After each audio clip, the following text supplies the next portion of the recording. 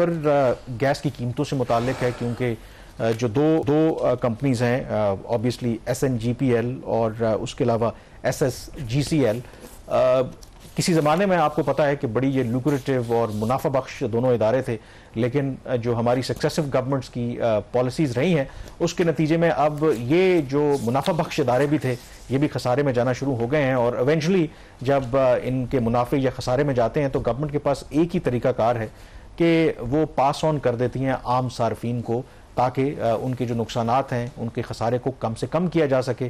तो जो अगले माली साल की भी असेसमेंट है, इन दोनों इदारों के जो रेवेन्यूज़ हैं उनके अखराजात का अगर देखा जाए तो वो जो उनके अखराजात ज़्यादा हैं, जो रेवेन्यू कम है, और जो गैप है उसको पूरा करने के लिए फिर आप और हम हैं, गैस की कीमतों में आपको इजाफा करना पड़ता है। तो क्या यही स्टोरी है कि जो गैप है उसको पूरा करने के लिए गैस की कीमतों में इजाफे की बात हो रही है? इदारे हैं सुई नदरन और सुई सदरन।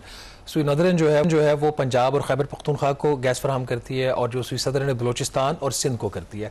अब जब ये इदारे बने थे तो उस वक्त वर्ल्ड बैंक के साथ ही इनका एक उसकी अंडरस्टैंडिंग थी, पाकिस्तान की एक लोन के तहत ये सारा काम हुआ। तो इनको 24% इनके असासों के ऊपर गारंटेड रेट ऑफ रिटर्न इनका गारंटेड है। जिस तरीके से IPPs के अंदर ये चीज़ है, और मेरा ख्याल है कि मिलिट्री एस्टेब्लिशमेंट को भी इस चीज़ का नोटिस लेना चाहिए कि वहाँ पर अगर कुछ चीज़ें ठीक हैं तो यहाँ पर गैस के शोबे में भी ये चीज़ें ठीक करने वाली हैं कि 24% guaranteed rate of return on assets, ये कोई मुनासिब बात नहीं है। और इसके ऊपर इस दफ़ा मैंने देखा, एटलीस्ट मेरे नॉलेज में इस दफ़ा आया कि दो एटलीस्ट मिनिस्टर्स ने इसके ऊपर एतराज़ किया। प्लानिंग मिनिस्ट्री ने एतराज़ किया, इंडस्ट्री मिनिस्ट्री ने एतराज़ किया कि आप इनको गारंटेड रेट ऑफ रिटर्न क्यों दे रहे हैं, आप इनको एफिशिएंसी इनको इंप्रूव करने के लिए कहें। इनके जो लाइन लॉसेज हैं वो इतने ज़्यादा हो चुके हैं, डबल डिजिट्स में है, तो उसको कम करने के लिए बात करें, उसके ऊपर रिटर्न दे। ये कौन सा तरीका कि इतने इनके असासे हैं और उसके ऊपर इतना इनको पैसा चाहिए। तो उसी कॉन्टेक्स्ट में इस साल की जो ऑगरा ने इसके रिक्वायरमेंट्स डिटर्मिन किए दोनों कंपनी, क्योंकि 888 अरब रुपए है। आपको पता है कि फरवरी में भी इस साल कीमतें रिवाइज हुई थी, गैस की कीमतें बढ़ी थी। अभी फिर जो है इसकी कीमतों में इजाफा किया गया। 41 अरब रुपए का शॉर्टफॉल था ये जो 888 अरब रुपए के अगेंस्ट, और कुछ सुई सदरन गैस की पुरानी रिकवरीज भी शामिल थी। तो जो प्रपोजल ECC के सामने पेश होने से पहले जो डिप्टी प्राइम मिनिस्टर है उनके पास गया, फाइनेंस मिनिस्टर के पास नहीं गया। डिप्टी प्राइम मिनिस्टर ने इसके ऊपर मीटिंग्स ली, उसके बाद मामला ECC में गया। तो ECC में नाज़रीन 3 कल बुनियादी फैसले हुए हैं। कुछ आपके बिजली के बिलों की तरह गैस के बिलों के ऊपर फिक्स चार्जेस आना शुरू हो गए हैं, जिसमें फिक्स चार्ज अब ये है कि जो कंज्यूमर अगर ना भी गैस इस्तेमाल करे तो उसके ऊपर जो मिनिमम पहले रेट था 400 रुपया, उसको बढ़ाकर 600 रुपया कर दिया गया है पर बिल पर कंज्यूमर। और जहां पे पहले फिक्स चार्ज 1000 रुपया था उसको बढ़ाकर 1500 रुपये करने का फैसला किया, आप गैस इस्तेमाल करें या ना करें। और जहां पे 2000 रुपये का रेट था उसको कल बढ़ाकर 3000 रुपया कर दिया गया है। मजमूई तौर पर 50% फिक्स चार्जेस में इजाफा किया गया। ये इसलिए किया गया है कि जो टैरिफ्स हैं जो रेजिडेंशियल कंज्यूमर्स के उसमें इजाफा नहीं किया गया।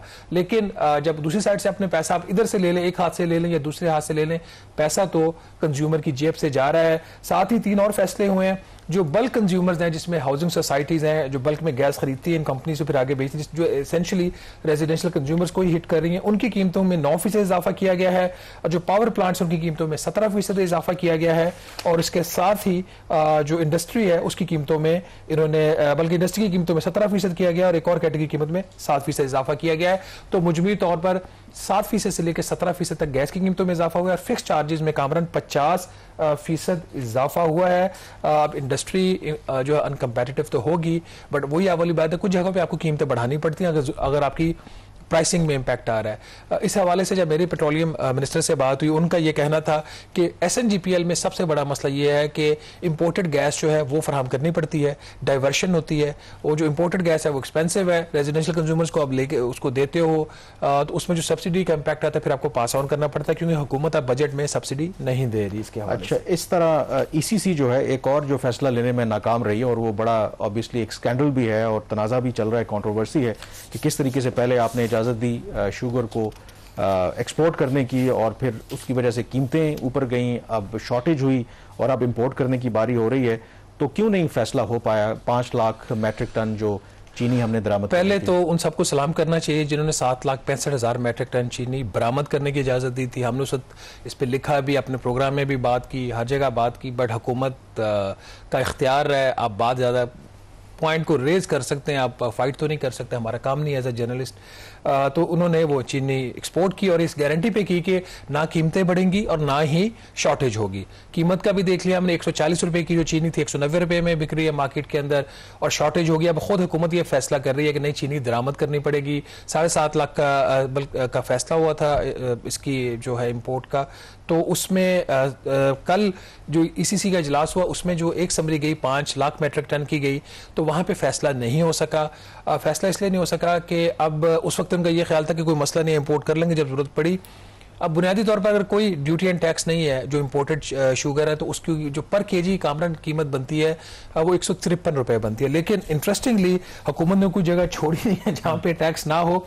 इस वक्त चीनी की दरामद के ऊपर नाज़रीन अगर मैं आपको टैक्सेस गिनवा दूं, आप गिनते जाइएगा, जो मजमूई तौर पर उसकी कीमत के 55% के बराबर बनते हैं। ये कौन कौन से टैक्सेस हैं? इसके अंदर एक प्रोविंशियल एक्साइज ड्यूटी है 1.9%, sales tax 18%, additional sales tax 3%, income tax 6%, custom duty 20%, additional custom duty 6%। तो सारा जमा कर लें 55% ड्यूटीज एंड टैक्सेस हैं चीनी की इंपोर्ट के ऊपर।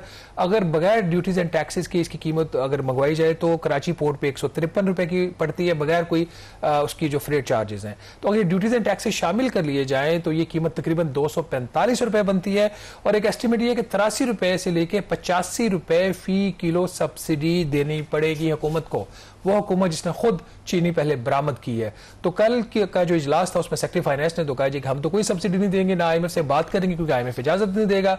42 अरब रुपए की इस पे सब्सिडी बनती है। तो फिर कल एक कमेटी बना दी गई और उस कमेटी का भी इजलास आज रखा गया और उस कमेटी ने कामरन क्या फैसले करने थे कि देखें कि किधर किधर से आप चीनी मंगवा सकते हैं, उसका मैकेनिज्म क्या होगा, ड्यूटीज एंड टैक्सेस अगर वेव करने हैं तो उसका मैकेनिज्म बताएं और इस तरह की बहुत सारी चीजें। तो लेकिन पॉलिटिक्स जो है वो प्रिवेल कर रही है। इसके हवाले से कोई कमेटी नहीं बनी, कोई डिस्कशन नहीं हुई कि वो जो ओरिजिनल फैसला था कि आपने कैसे चीनी को एक्सपोर्ट करने की इजाजत दी, जिसकी वजह से आज अब again back to square one है, उसके हवाले से कोई डिस्कशन नहीं। कामरान अगर पीटीआई ने ये काम किया होता तो कमेटी बन जाती। इसमें मेरा ख्याल है कि एक आध इस तरह के कोई फैसले होने और हुआ था ना उनके जब पीटीआई के टाइम पे भी सेम स्कैंडल था, इसी तरह की अप्रोच। पहले आपने एक्सपोर्ट की, फिर आपने इंपोर्ट की, उसके ऊपर सब्सिडी दोनों दफा आपको मिली, तो वो भी एक बहुत बड़ा स्कैंडल था जिसकी वजह से जहांगीर तरीन साहब जो हैं कहते हैं कि उसका एक वो विक्टिम भी बने उस सारी पॉलिसी का। अब मैं कुछ नाम नहीं लेना चाह रहा, नाम बड़े कॉमन है दोनों साइड्स पे उस वक्त पर इस वक्त भी। इसमें जो सारी बुनियादी बात है ना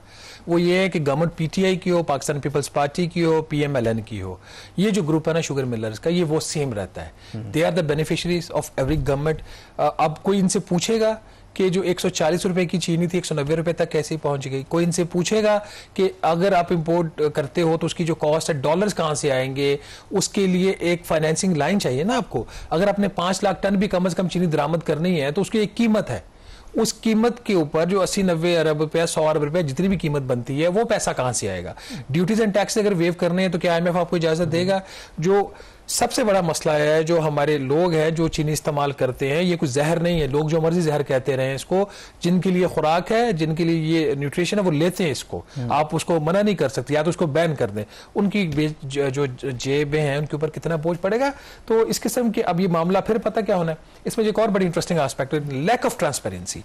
ये जो समरी थी जो कल काबीना की कमेटी के सामने गई है, ये एजेंडे का हिस्सा नहीं थी, ये एडिशनल आइटम के ऊपर गई है। इसके अंदर कौन सी ऐसी इमरजेंसी थी और जो सेक्रेटरी कैबिनेट के ऊपर भी रिस्पांसिबिलिटी आती है, फाइनेंस मिनिस्टर के ऊपर रिस्पांसिबिलिटी आती है। आप ऑल दो रूल्स अलाउ करते हैं कि आप इस किस्म की इमरजेंसी में कोई समरी लें, इसमें कौन सी इमरजेंसी थी आपके पास? अगर चीनी आज तो खत्म नहीं हो रही थी, इनके अपने एस्टिमेट्स हैं कि अक्टूबर में हमारी शॉर्टेज आएगी, तो फिर एडिशनल आइटम के तौर पर क्यों लेके गए? तो आइंदा भी मुझे लग ये रहा कि जब फिर ICC की मीटिंग में जाएगी, अब कमेटी बन गई है और कमेटी की सदारत कर रहे हैं हमारे जो फूड मिनिस्टर, वो फैसला करेंगे कि जो दरामद करनी है उसका क्या मैकेनिज्म होगा, फिर एक समरी जाएगी, वो फिर एडिशनल आइटम जाएगी। एक मजाक बना हुआ है, ट्रांसपेरेंसी की परवाह नहीं करते, अकाउंटेबिलिटी इस मुल्क के अंदर है कोई इस तरह के फैसलों के अंदर। तो रिजल्ट ये है कि आपके रिजर्व्स भी जाया हो रहे हैं, आपके ऊपर जो लोगों की जेबों के ऊपर वो इजाफी बोझ भी पड़ रहा है। बिल्कुल, और ये ट्रांसपेरेंसी इसके हवाले से जो अकाउंटेबिलिटी की आपने बात की है, उसका नुकसान सिर्फ इस सेक्टर को नहीं हो रहा, बल्कि ब्रेक से जब वापस आएंगे तो हम डिस्कस करेंगे कि जो गवर्नमेंट या हुकूमती मलकियती में चलने वाले इदारे हैं, किस तरीके से इस वजह से जो उनके खसारे हैं वो मुसलसल बढ़ रहे हैं। ब्रेक के बाद इस पर बात करेंगे।